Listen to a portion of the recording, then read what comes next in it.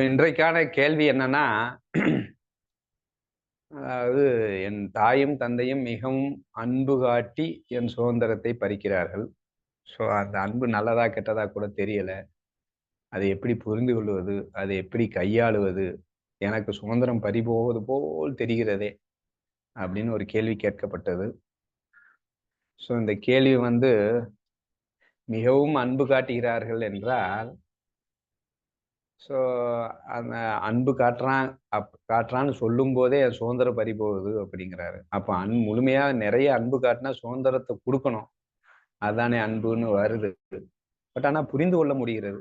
தாயின் தந்தை ஒரு லௌகீகத்துல இருக்கும்போது, தான் பையன் நல்லா இருக்கணும் அப்படிங்கிற ஒரு அக்கறையில, சமுதாயத்துல அவன் கெட்ட பேர் வாங்கிக்கூடாதுங்கிற அக்கறையில, அவங்களுக்கு தெரிந்த அவர்களின் மனோபாவனையில் அவன் இருக்க வேண்டும் என்று அவர்கள் மிகவும் கேர் செய்வது, இவர் அன்பு என்று கூறுகிறார் என்று வைத்துக் கொள்ளலாம். உடனே இவருக்கு எனக்கு சுதந்திரம் பாதிக்குது அப்படின்னு ஒரு ஃபீல் வந்துருச்சு. 2 விஷயம் தான். சுதந்திரம் பாதிக்குது அப்படின்னா, இவர் 100% விருப்பு வெறுப்பு இல்லாமல், இப்ப தாய் தந்தையிடம் சுதந்திரம் பாதிக்குதுன்னு இவ்வளவு ஃபீல் பண்ணா, ஒவ்வொரு விருப்பும், ஒவ்வொரு வெறுப்பும் அவன் மனசுக்குள்ளே இருப்பதும் அவன் சுதந்திரத்தை பாதிக்கும். அத அவர் என்ஷூர் பண்ணிக்கிட்டாரான்னு கேட்கணும். ஏன்னா தாய் தந்தையோட விருப்பு வெறுப்பு இல்ல. உன்னுடைய விருப்பு, நம்முடைய விருப்பு. ஒரு விருப்பு நம் சுதந்திரத்தை காலி பண்ணிரும். ஒரு வெறுப்பு நம் சுதந்திரத்தை காலி பண்ணிரும். அப்ப நாம் பூரணமாக விருப்பு வெறுப்பு இல்லாமல் இருந்தால் மட்டுமே என்னால் சுதந்திரமாக இருக்க முடியும். இங்க நம்ம தப்பா புரிஞ்சுட்டு கேள்வி கேட்கக்கூடாது. தாய் தந்தையிடம் எனக்கு சுதந்திரம் வேணும் அப்படின்னு சொல்லிட்டு, தாய் தந்தையிடம் இருந்து சுதந்திரம் வேணும் அப்படின்னு சொல்லிட்டு அந்த சைடு அவர் லவ் பண்ணுவாரு. இல்ல வேற ஏதாவது லைக்ஸ்ல இருப்பாரு. இல்ல சாப்பாட்டு விஷயத்துல லைக்ஸ்ல இருப்பாரு. கம்ஃபர்ட்ல லைக்ல இருக்கிறாரு. இல்ல பணம், புகழ் அப்படின்னு ஒரு லைக்ஸ்ல இருந்தோம்னா, அது எல்லாமே தான் சுதந்திரத்தை மாசுபடுத்தும். அப்ப அந்த சுதந்திரத்துல எல்லாம் விட்டு வெளியே வந்த மாதிரியும், இங்க இருக்கிற இந்த தாய் தந்தையின் சுதந்திரத்தை மட்டும் நான் வெளியே வருவது எப்படி அப்படின்னு கேள்வி கேட்கிற மாதிரியும் இருக்கக்கூடாது. அப்போ அவர் சுதந்திரத்துக்கு ஆசைப்படுகிறார் என்றால், முதல்ல சுதந்திரம்னா என்னன்னு முழுமையாக புரிந்து கொள்ள வேண்டும். அப்ப சுதந்திரம் என்றால் என்னன்னா, உன் மனதும் என்ன ஞானதேவர் சொன்ன மாதிரி, உன் மனமும், புத்தியும், உடலும், புலன்களும் உனக்கு சரணடைந்து அதை நீ ஆளுபவனாக இருந்தால், நீ சுதந்திரமானவன். அப்ப புலனுக்கு நான் அடிமையா இருந்துகிட்டு, உடம்புக்கு அடிமையா இருந்துகிட்டு, என்னுடைய ஈகோவான புத்திக்கும், மனசுக்கும், மனசில் இருக்கும் ஆசை, அபிலாஷைகளுக்கெல்லாம் அடிமையாகிட்டு, நாம இங்க மட்டும் நான் சுதந்திரம் கேட்கிறேன் அப்படிங்கிறது தப்பு. அப்ப சுதந்திரம் என்றால் என்ன முழுமையா புரிஞ்சுக்கிட்டோம்னா, அப்ப என் மனம், என் புத்தி, என்னுடைய புலன்கள், என்னுடைய உடம்பு ஆகியவை என்னை ஆளக்கூடாது. நான் அதை ஆள வேண்டும். அது என்னிடம் சரணடைய வேண்டும். அப்படின்னா ஞானதேவர் சொன்ன மாதிரி என்ன சொன்னாரு? பூர்வ கர்ம அனுஷ்டானத்தால் எழும் வாசனைகளை சட்டையே செய்யாமல், இந்திரியங்களை கொண்டாடாமல், உண்மையில் நிலைத்து, ஆத்மஸ்வரூபத்தின் உண்மைன்னா என்ன? ஆனந்தம், சமநிலை.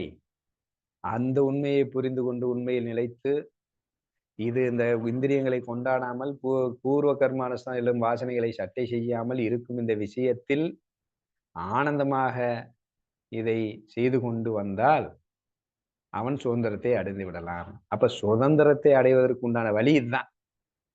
இங்க டக்குன்னு அம்மா அப்பாட்ட இருந்து சுதந்திரத்தை அடையிறேன்னு சொல்லிட்டு இங்க இருந்து ஒரு கூண்டுல இருந்து வெளியே வந்துட்டு இன்னொரு கூண்டுக்குள்ள போறதுக்கு அந்த கூண்டுலயே இருந்துட்டு போயிடலாம்ல. அதான் தங்க கூண்டு நல்லா தானே இருக்கு. அன்பு மழை பொழிகிறார்கள் அப்படின்னு புரிஞ்சுக்கிறணும். அப்ப சுதந்திரத்தை முழுமையாக புரிந்து கொண்டால் இந்த கேள்வியே வராது. ஏன்னா அவனுக்கு ஃபர்ஸ்ட் அவன் புலன்கள், அவனுடைய மனம், இப்போது கூட அவனுடைய புலன்கள், மனம்தான் அவன் சுட்டி காட்டுவது தன் தாயை. எங்கேயோ எனக்கு சுதந்திரம் கட்டுப்படுத்துது, எங்கேயோ என் சுதந்திரம் கையாளுதுன்னா அது புலன்கள் கேட்குதா இல்ல அவன் கேட்கிறானா அப்படின்னு பார்த்துக்கோங்க. அப்ப கேள்வி சுதந்திரம் எனக்கு வேண்டும் என்றால் முழுமையாக அந்த சுதந்திரத்தை புரிந்து கொள்ள வேண்டும். அப்படி முழுமையாக சுதந்திரத்தை புரிந்து கொண்டால் அவனால் தெளிவாக எப்பேற்பட்ட பிரச்சனை இருந்தாலும் அவனால் கையாள முடியும். இப்போ உதாரணத்துக்கு பிரகலாதன் இருந்தான். இரண்யகசிபுட்ட இருந்தான் பிரகலாதன். அவன் நான் இரண்யகசிபினால் நான் என் சுதந்திரம் பறிபோனது அப்படின்னு பிரகலாதன் நினைச்சதே இல்லை. ஏன்னா அவனுடைய மனமும் புத்தியும் புலன்களும் அவனுக்கு அடிமையாகி இருந்தன. அவனுக்கு அடிமை இல்லை, சரணடைந்து இருந்தன. அவனோ நாராயண பக்தி திளைந்தான். அவன் சுதந்திரமாக இருந்தான். அவன் ஜெயிலுக்குள்ள போட்டாங்க, பாம்பை விட்டு கடிக்க சொன்னாங்க, கல்லை கட்டி கடல்ல இருந்தாங்க, யானையை கொண்டு வந்து மிதிக்க சொன்னாங்க. அப்பேற்பட்ட இடத்துலயே அவனுக்கு வந்து சுதந்திரம் பறிபோனதான் அவனுக்கு தெரியல. ஏன்னா அவன் சுதந்திரமாக இருந்தான். சுதந்திரம் என்பது எனக்குள்ளே இருக்கிறது, வெளியில இருந்து யாரோ கொடுப்பது அல்ல அப்படின்னு பிரகலாதனுக்கு தெரிந்ததின் விளைவு அவன் இரண்யகசிபுட்டையே அவன் அந்த சுதந்திரத்தை அவன் எதிர்பார்க்கல. ஆனா இங்க வந்து அன்பு மலை பொழிஞ்சிட்டு இருக்காங்க. ஆனா எனக்கு வந்து சுதந்திரம் வேணும் அப்படிங்கிறது வந்து சுதந்திரத்தை முழுமையாக புரிந்து கொள்ளாமல் இருப்பது ஒரு வகை. இரண்டாவது, இல்ல நான் வந்து எப்படியாவது சுதந்திரம் வேணும், அவங்க வந்து ரொம்ப என்ன ஃபோர்ஸ் பண்றாங்க, ரொம்ப வந்து கேர் எடுக்கிறாங்க, ரொம்ப வந்து என்ன வந்து என்ன இஷ்டத்துக்கு விட மாட்டேங்கிறாங்க, அப்படி இப்படின்னு ரொம்ப ஃபீல் பண்ணா ஃபர்ஸ்ட் அண்டர்ஸ்டாண்டிங் கொண்டு வர சொன்னோம். ஏன்னா யார் யாரை புரிந்திருக்கிறார்கள், அதாவது மிகவும் வில்லன் பாம்பு அப்படின்னா வில்லத்தனமானது, எனக்கு எதிரி வில்லத்தனம் வாய்ந்த மிக கொடூரமான, காதே கேட்காத, கோபம் வந்தால் கொன்று விடுகின்ற, ஒரு ஷார்ட் டெம்பர் ஆகின்ற, நன்றி உணர்வே இல்லாத ஒரு பாம்பை ஒருவன் புரிந்து கொண்டு எளிதாக அதனிடம் சுதந்திரமாக இருக்கிறான். 5 பாம்புகள் அதை கட்டி கூட போடாம ஜாலியா அதனோட சுதந்திரமா இருக்கான். ஒரே ரீசன் அதை புரிஞ்சுக்கிட்டான். அப்போ அதை விட பன்மடங்கு நம் மீது பற்று வைத்துள்ள தாய் தந்தையை புரிந்து கொண்டால் சுதந்திரம் ஆட்டோமேட்டிக்கா எளிதா வந்துடும். அப்ப அந்த புரிதல் எப்ப வரும் அப்படின்னா, நமக்கு விருப்ப வெறுப்பு இல்லாம இருந்தாதான் புரிஞ்சுக்க முடியும். சும்மாலாம் நான் டாக்டிக்ஸ் யூஸ் பண்ணி அப்படின்லாம் புரிஞ்சுக்கணும்னா அது முழுமையாக இருக்காது அந்த புரிதல். ஸோ முழுமையா உன்னை புரிஞ்சுக்கணும் அப்படின்னா, நான் விருப்பு வெறுப்பு இல்லாமல் அணுகினால் அந்த புரிதல் தான் அவர்களுக்கு. ஏன்னா பாம்பும் சுதந்திரமா இருக்கிறது, அவனும் சுதந்திரமா இருக்கிறான் அந்த வீட்டுக்குள்ள. ஆனா பாம்பை அடிமைப்படுத்தி, காயப்படுத்தி, கொச்சைப்படுத்தி, பாம்பை வருத்தி, பாம்பை துன்புறுத்தி அவன் சுதந்திரமா இருக்கவில்லை. அதுதான் புரிதல். நம்ம என்னன்னு சொல்றோம், புரிதல் நான் இந்த மாதிரி லைக்ஸ் அண்ட் டிஸ்லைக்ஸ்ல இருக்கிற புரிதல் என்ன பண்ணா, இவன் சுதந்திரமா இருப்பான், அவனை அடிமையா பண்ணி அவனை சக்கையா பிழிஞ்சிட்டு இருப்பான். அப்போதும் அது வந்து சுதந்திரம் கெட்டு போயிடும். ஸோ கர்மா இருக்கு, அவங்களை எப்படி அடிமைப்படுத்தணும்னு யோசிச்சு காலியாயிரும். ஆனா பாம்பாட்டி அப்படிலாம் இல்லை. பாம்புக்கு முழுமையான, ஏன்னா பாம்பை வந்து நீங்க கேள்விப்பட்டிருப்பீங்க, வீட்டுக்குள்ள வந்து 5 பாம்பை வளர்க்கிறார், அதை வந்து பெட்டிக்குள்ள போடலாம் அடக்கல, அது பாட்டு சுத்திக்கிட்டு இருக்கு. ஜாலியா வீட்டை விட்டுலாம் ஓடல, கதவு திறந்தா இருக்கு, ஓடலாம்ல ஓடல, அது சௌஜன்யமா ஜாலியாக சுத்திக்கிட்டு இருக்கு. இவர் அதோட ஜாலியா தான் உள்ள இருக்கிறாரு. அப்ப இவன் சுதந்திரம் கெடுக்கல, பாம்பு சுதந்திரம் கெடுக்கல. அதுதான் புரிதல். அப்போது இவர் சரியாக புரிந்து கொண்டால் தாய் தந்தரை காயப்படுத்தாமலேயே, கஷ்டப்படுத்தாமலேயே அவர்களை புரிந்து கொண்டு அவர்களும் சுதந்திரமாக சந்தோஷமாக, இவனும் சுதந்திரமாக சந்தோஷமாக இருப்பதற்கு ஒரு அருமையான ஒரு வழி அவர்களை புரிந்து கொள்ளும் போது வரும். நான் புரிந்து கொள்ளாம எனக்கு சுதந்திரம் வேணும், எனக்கு அது வேணும், இது வேணும் அப்படின்னு சொல்லிட்டு நம்மளா வந்து யோசிச்சுட்டு இருந்தா அது தவறாகிவிடும் என்பதை புரிந்து கொள்ள வேண்டும். ஸோ அப்ப புரிதலுக்கு முயற்சி செய்ய வேண்டும். அப்ப புரிதல், உண்மையான புரிதல் எங்க இருந்தா, புத்தின்னா என்ன சொன்னா, ஜீவனுக்கும் ஆத்மஸ்வரூபத்துக்கும் பாலமாக இருக்க வேண்டும். அதுக்கு பேரு தான் புத்தி. வேற எங்கேயாவது புத்தி இருந்துச்சுன்னா அது காலி. மனசுக்கும் புலன்களுக்கும் பாலமா இருந்துச்சுன்னா அந்த புத்தியே அல்ல அது. ஸோ அதனாலதான் புத்திக்கு ஞானதேவர் சூப்பரா விளக்கம் கொடுத்திருக்காரு. எனக்கும் என் ஆனந்தத்துக்கும் அது வந்து புத்தி வேலை பார்த்துச்சுன்னா, அப்ப ஒவ்வொரு சிந்தனையும் ஒவ்வொரு அறிவும் என்னை நிரந்தரமாக ஆனந்தத்தில் வைத்துக் கொள்ளும் ஒரு இலக்கை நோக்கி சென்றால் அது புத்தி.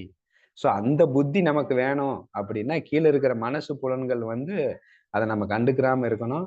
புத்தியை கொண்டு போய் அதை புரிய வைக்கணும். ஆனந்தத்தை புரிய வச்சு அதை நோக்கி போறதுக்கு உண்டான வழியை பார்க்கும்போது எளிதாக தாய் தந்தரையை புரிந்து கொள்ளலாம். புரிந்து கொண்டு அவருக்கு நீட்டா எக்ஸ்பிளைன் பண்ணி அவர்கள் நீட்டா புரிய வச்சு அவனும் சுதந்திரமா இருக்கலாம், இவனும் சுதந்திரமா இருக்கலாம். அது வந்து பெரிய கஷ்டமாகவே இருக்காது. ஏன்னா அவர்கள் ஆட்டோமேட்டிக்காவே புரிஞ்சுக்கிருவாங்க. வந்து துக்காராம வந்து ஜிஜாபாய் வந்து அவ்வளோ எல்லாம் பண்ணுதுன்னா அவர் பியூரா இருக்கிறார்.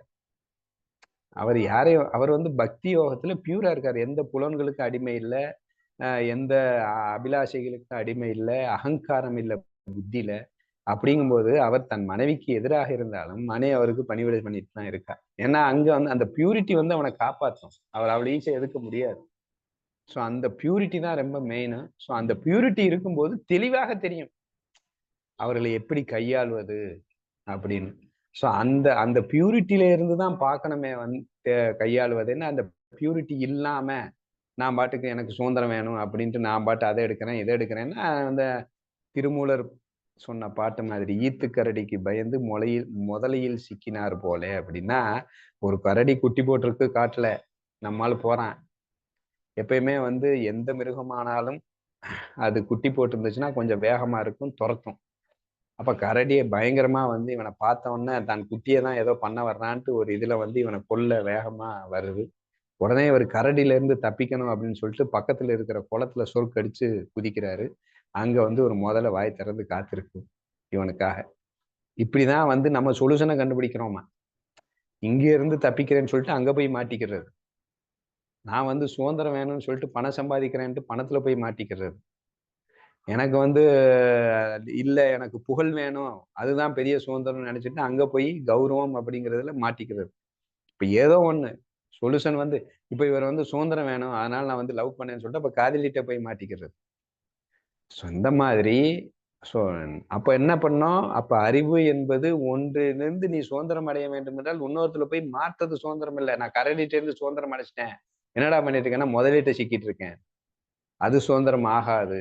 அப்ப முழுமையான சுதந்திரம் என்பது எப்போது கிடைக்கும் என்றால், என் புலன்கள், என் மனம், என் புத்தி எல்லாம் எனக்கு சரணடைந்து நிற்கும் வகையில் என்னால் வந்து அதை கொண்டு வரும்போது முழுமையான சுதந்திரம் கிடைக்கும்.